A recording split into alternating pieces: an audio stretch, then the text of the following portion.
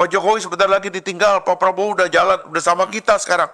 Ada yang sampai ngomong begitu, udah kembali ke kita sekarang. Ngikutin turun Mas Gibran ya ke lapangan gitu. Itu masyarakat yang deketin Mas Gibran itu puluhan ribu kali ya. Yang nempel terus ya kayak bapaknya persis lah. Anies Baswedan, Mahfud MD, Ganjar dan kawan-kawannya itu adalah korban dari sistem. Ya. Jadi jangan ambil pribadi. Kita sendiri yang menyebabkan kita sampai ke situ. Nothing to do dengan Pak Jokowi. Ya kan? Jadi jangan titipkan kemarahan itu kepada Pak Jokowi. Karena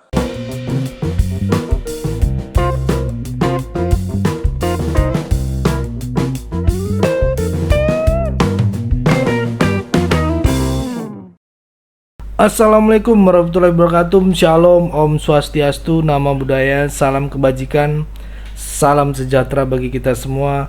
Kembali lagi dengan saya di sini Leonardo Sirait di channel kesayangan kita ini. Oke teman-teman, kali ini kita akan membahas tentang politik dinasti, ya kan?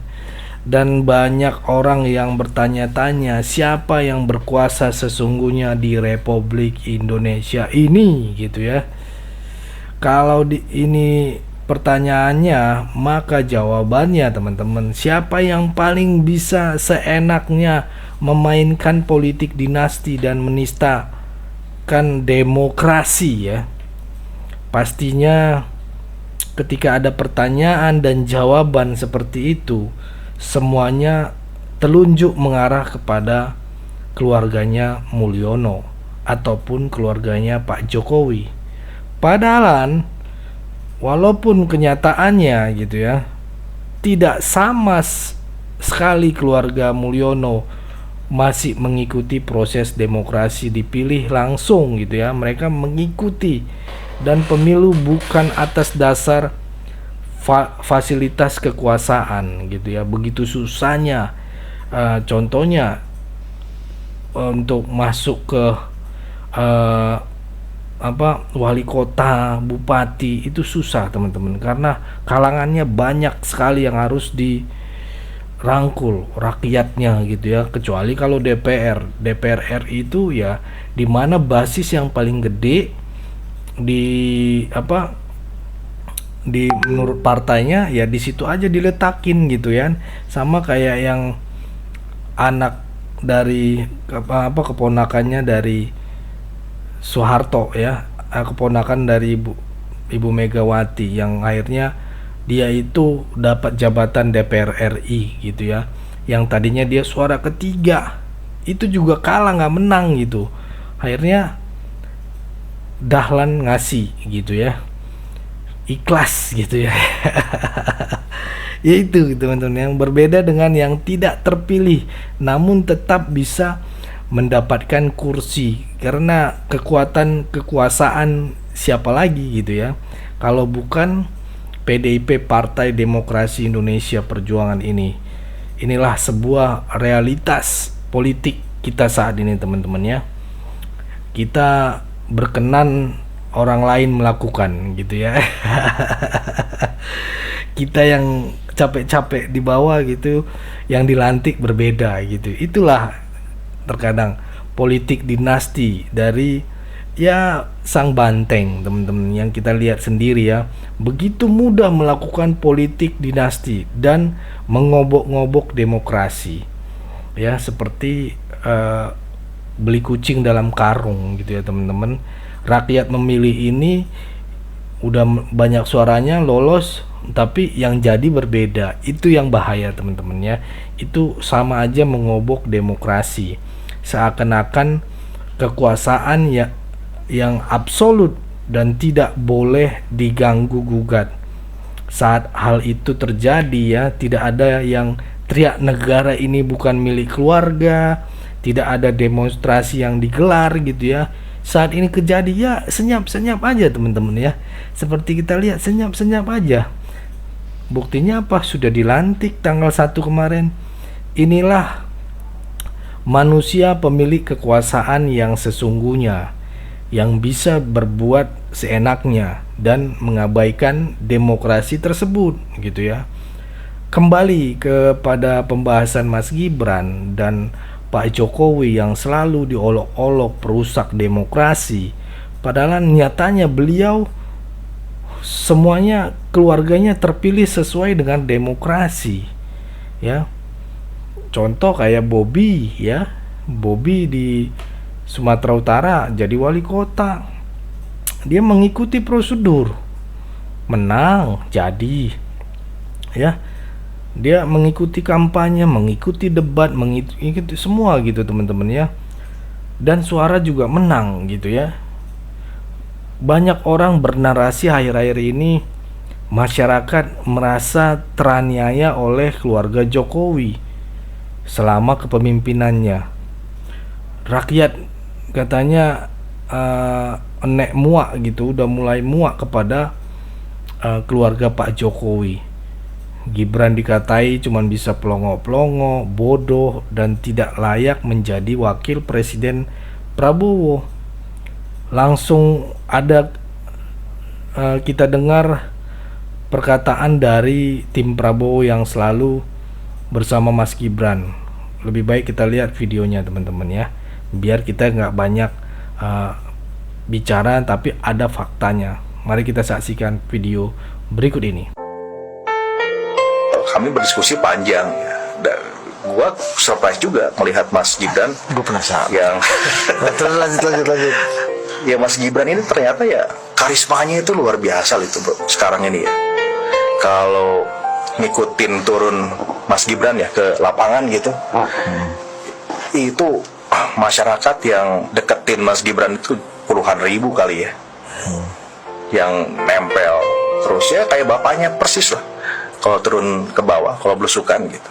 Ya. Jadi ada karisma itu juga yang gue tangkap begitu diskusi tuh, ini ternyata memang pintar ini ya, Mas Gibran ini ya. Gue bisa berdiskusi panjang sama beliau dan ada satu momen ya, kita lagi bicarakan masalah lumayan teknis gitu. Gue butuh waktu buat mencerna gitu bro. Tapi Mas Gibran ini bisa langsung cepet catch up dengan diskusi tersebut. Sementara itu gue yang tadi lo bilang S3 dan macam-macam gitu, gue butuh waktu nggak bisa buka praktek buat loading ya. gitu. Ini ya, lagi ngomongin apa nih? Gue buka-buka sedikit handphone kan, Google dulu nih ini barang apa gitu. Tapi Gibran ini beda gitu, dia bisa cepet catch up gitu. Ya lo lihat sendiri lah ketika lagi di debat yang kedua kan, semua orang kaget lah dengan apa yang bisa yang Mas Gibran lakukan ya di debat kemarin. Jadi Mas Gibran ini seneng banget diskusi bro gitu. Kalau diskusi bisa berjam-jam sama Mas Gibran ya. Dan image-nya jauh sekali berbeda dengan apa yang selama ini dibangun, dipersepsikan atas nama Gibran ini. Ya lo lihat ada kata-kata Samsul sama dia dijadiin sebagai sebuah branding malah sekarang kan. Main bola namanya Samsul sekalian gitu dia. Ya. Belimbing sayur sama dia dibikin juga jadi joke sekalian gitu. Ini pinter gitu Mas Gibran ini. Terus kalau kita bicara serius tentang ya apa yang mau dia kerjakan, dia betul-betul tahu apa yang mau dikerjakan sampai ke angka-angkanya, sampai ke detail-detailnya gitu dia tahu. Jadi dia riset, dia belajar. Bahkan mungkin gua kalah ya. Waktu lagi mau debat yang kedua itu, saat lagi diskusi sama beliau, dia datang bawa tas gitu ke meja. Dia buka tuh catatan, dia tulis sendiri. Jadi apa yang mau dia sampaikan itu dia tulis sendiri, benar-benar pakai pulpen tulisannya. Dia belajar, ada beberapa jurnal gitu, dia pelajarin semuanya sampai ke angka-angkanya gitu. Dan gue juga heran untuk sebuah debat seperti itu dia belajar kayak mau disertasi. Gue inget kayak gitu waktu lagi disertasi tuh. Tapi dia melakukan itu sendiri, seorang cawapres gitu loh. Jadi dia benar-benar melakukan semuanya sendiri gitu bro, nggak yang dibantu oleh apa namanya bikin forum besar dia dengerin, enggak, dia belajar sendiri. Kalau ada yang mau tanyain dia kontak orangnya, dia datengin, dia belajar, udah kayak mahasiswa mau belajar sesuatu. Nah mungkin kalau buat mahasiswa biasa itu hal-hal yang biasa, tapi kalau buat cawapres gitu yang dia punya fasilitas apa saja buat ini ya gathering informasi ya. semuanya, dia nggak pakai tuh kemewahan itu. Beliau bikin rumahnya. Beliau bilang, saya nggak mau lihat lagi rumah yang kumuh. Orang seperti tinggal di gubuk, di shelter. Dia mau bangun itu. Pertanyaan berikutnya, jelek apa keputusan ini? Ya kalau jelek, kalau nggak jelek ya dukung dong. Positif lah kita. Nah, tolong politiknya juga menyesuaikan gitu loh. Jangan kemudian politik ini yang bagus juga diganggu gitu loh. Kalau politik itu artinya mendukung yang baik, ya kan, mengurangi yang buruk, sih oke. Tapi ini kelihatannya yang bagus-bagus, masa orang mau rekonsiliasi diganggu? Diisukan pecah, udah ditinggal, katanya gitu, udahlah katanya. Pak Jokowi sebentar lagi ditinggal, Pak Prabowo udah jalan, udah sama kita sekarang. Ada yang sampai ngomong begitu, udah kembali ke kita sekarang. Ini yang kayak gini-gini, Bang, gila-gila kayak gini, ini kita harus introspeksi bareng-bareng. Tepat. Ini gila-gila. Kan gak nyebut nama, Bang. Iya, iya. Gimana nih Bro Lim? Soal kelompok yang gila-gila. Walaupun tadi Bro Lim sudah mengatakan bahwa malas bicarakan mereka. Ya. Ya kan? Tapi saya kira kita kan harus berikan solusi. Iya, saya sih pikir ya Bang, mungkin mereka ini, mungkin ya, ini dugaan saya, harapan mereka ini sekarang adalah Pak Prabowo dilantik menjadi presiden, Pak Jokowi sudah tidak lagi menjadi presiden, dan saat itu mereka berharap Pak Prabowo akan meninggalkan Pak Jokowi, melupakan Pak Jokowi. Itu yang mereka harapkan sekarang. Sekarang kita anggap saja Bang, itu terjadi Bang, salahnya di mana? Iya, iya. Kan bukan berarti kalau Pak Prabowo melupakan atau meninggalkan Pak Jokowi, artinya mereka bermusuhan, kan enggak juga. Iya, iya. Kan memang harus Pak Jokowi pensiun sudah. Dia sudah 10 tahun mengabdi buat bangsa ini, buat negara ini. Ya saatnya lah Pak Jokowi juga diperbolehkan menikmati hari-harinya merdeka. Bisa keliling-keliling menemui para relawannya. Kan beliau kan sangat senang tuh Bang, bertemu dengan masyarakat, datang ke rakyat bawah. Ya, Dan itu dia sudah bilang kan, minta maaf kepada para relawan yang selama ini saya mungkin sangat terbatas berkomunikasi. Nanti kalau saya sudah tidak menjabat lagi, kita lebih intens berkomunikasi. Dan relawan juga senang kan? Iya, dan persoalan di kita itu adalah orang suka karena kebencian kepada Pak Jokowi, kemudian membutakan mata hatinya atas apapun yang lain. Padahal kan nggak harus begitu. Harus dibedakan antara kebencian itu dengan realita lapangan begitu. Kalau sekarang udah nggak berdiri di pijakan yang realita itu Bang. Mereka sudah di imajinasi mereka. Imajinasi mereka itu akan ada begini, akan ada begitu, akan ada permusuhan, akan ada perdebatan. Jadi berangkat dari imajinasi. Itu yang berkali-kali Pak Prabowo bilang kan kalau di pidatonya. Dan mereka nggak mau percaya itu. Kan Pak Prabowo selalu bilang, kok orang-orang itu lebih ngerti saya dibandingin saya sendiri, dia bilang kan. Case for case terus. Berkali-kali Pak Prabowo ngomong begitu, tapi mereka tetap nggak bisa. Dianggap itu Pak Prabowo kan ini ngomongnya halus, harus begitu, harus. Nah Pak Prabowo sendiri sudah tegaskan, saya ini bukan orang yang bisa basa-basi, saya ini harus ngomong apa adanya. Nah, tetap aja dia bilang Pak Prabowo lagi basa-basi. Dan yang saya juga menonton beberapa di media sosial, beberapa orang ya dia anggap sebagai tokoh gitu loh. Termasuk yang bicara ini adalah Pak Mahfud MD misalnya, mantan Menko Polhukam, kemudian seorang guru besar politik dan hukum kan gitu.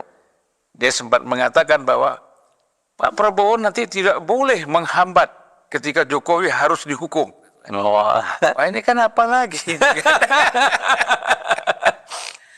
Aduh, gimana nih Bung Pardi kayak begini nih? Itu menurut saya sih, mari kita introspeksi. Jadi, saya mohon maaf ya, Anies Baswedan, Mahfud MD, Ganjar, dan kawan-kawannya itu adalah korban dari sistem. Jadi, jangan ambil pribadi. Kita sendiri yang menyebabkan kita sampai ke situ. Nothing to do dengan Pak Jokowi. Ya kan? Jadi jangan titipkan kemarahan itu kepada Pak Jokowi. Karena Pak Jokowi sendiri adalah bagian dari sistem. Ya. Dan bahkan saya sering berkali-kali mengatakan, ada hambatan-hambatan sistem yang kemarin-kemarin itu dihambat oleh bukan orang yang ada di atas meja kekuasaan, tapi di belakang. Nah inilah yang kita introspeksi, kalau kita mau karir orang itu jelas, masuk politik itu clear, kapan masuk, kapan keluar, pintunya jelas gitu. Jangan ada orang yang tiba-tiba, ya kan, mohon maaf ini kayak Anies Baswedan tiba-tiba, terus jatuh begitu. Itu nggak boleh begitu, kita harus ada pintu masuknya, harus ada pintu keluarnya, ya kan. Ada jendelanya juga kalau kita mau ngambil nafas atau apa. Ya kayak Pak Mahfud juga. Itu kan juga prosesnya kan mengejutkan gitu loh. Tiba-tiba beliau pakai baju putih udah siap diumumkan jadi wakil, nggak jadi. Ya kan? Tiba-tiba jadi Menko. Yang katanya Pak Jokowi sendiri pingin ngasih beliau itu karena melihat proses yang ada. Banyak yang nggak setuju, tapi beliau, ya kan kira-kira kita mikir juga. Kalau ada orang ngolok-ngolok saya, suruh saya maju nih, jangan-jangan ini ngolok-ngolok aja ini gitu kan. Dan akhirnya gara-gara pribadi, kita berlebihan juga jadinya. Padahal kita sudah di tempat yang luar biasa, seolah-olah kalau bukan kita, ini nggak beres semua ini. Banyak juga nih di dalam politik ini, mohon maaf ini Bang Ujegi, Anda kan orang di belakang layar ya, jadi kadang-kadang nggak kena beginian. Tapi kalau orang di depan layar kayak kita ini, wah olo-olonya banyak Bang. Kalau nggak ada Anda, wah ini bahaya katanya, ya, ini nggak bagus. Ya kan? Anda satu-satunya yang bisa kita andal. Ini olo-olo semua Bang, kita tipu-tipu juga gitu. Kalau nggak hati-hati, sur juga kita. Sur kita. Nanti begitu kita jatuh nggak ada yang nemenin gitu. Itu nggak boleh. Bisa dipanggil apa namanya? Raul. Rasul. Raja segala ulo. Akhirnya kayak gini. Menurut saya, ini soal sistem. Kita perbaiki lah ya. Kalau mau berkarir, ada tangganya. Ya kalau di market aja ada kan. Kalau kita mau perusahaan kecil, kita bikin firma. Ya, nanti bikin CV. Kalau mau ikut tender, katanya harus PT. Ya kan? Tender gede harus perusahaan terbuka. Itu ada tahapannya Bang. Kita nih mesti ngerti gitu loh aturan-aturan kayak gini supaya kita jangan personalisasi masalahnya. Saya kira itu Bang, sebagai orang berilmu mereka tahu lah ini ada ilmunya. Jangan salahkan individu. Dalam demokrasi nggak bisa kita salahkan individu. Yang salah adalah sistemnya. Sistem kita perbaiki. Inilah pekerjaan kita hari-hari. Guru-guru besar yang tadinya terjun berpolitik pada masa kampanye, tarik diri sekarang. Masuk kampus, bikin rumusan, ini masalah kita, ini masalah sistem. Kita ajukan ke DPR sekarang, kita ajukan ke Presiden. Dan karena ini masanya bukan masa kampanye Bang, lebih mungkin didengar. Tapi kalau sudah masa kampanye, kita lengan kita lipat-lipat, kita bilang ini salah, oh ini lagi ikut kampanye, ini berpolitik. Karena tembak, marah. Padahal dia lagi ikut kampanye. Nah yang begini. Oke, cukup ya. Itu dulu teman-teman ya. Berikan tanggapan teman-teman yang menonton video ini bagaimana, boleh berikan pandangan kalian di kolom komentar.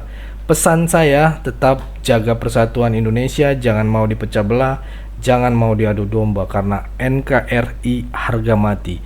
Saya Leonardo Sirait, mohon undur diri, jangan lupa subscribe channel ini dan bagikan video ini ke grup-grup WhatsApp yang ada.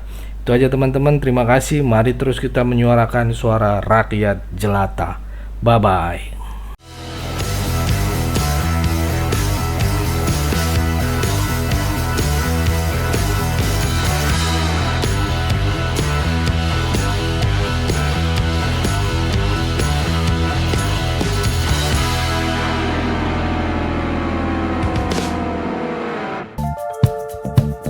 Kawan-kawan yang mau mendukung Sirait Media, boleh melalui rekening ini, dan bisa melalui Kris Mobile Banking ini.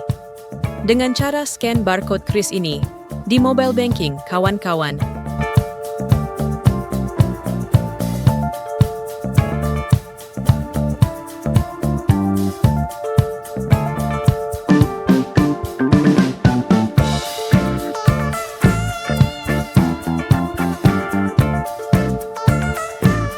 Dan jangan lupa juga mendukung pelayanan di yayasan kami melalui rekening ini dan bisa melalui Kris Mobile Banking ini.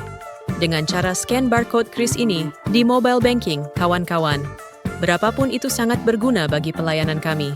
Mari terus kita suarakan suara rakyat jelata dan terus berdampak bagi Indonesia. Terima kasih.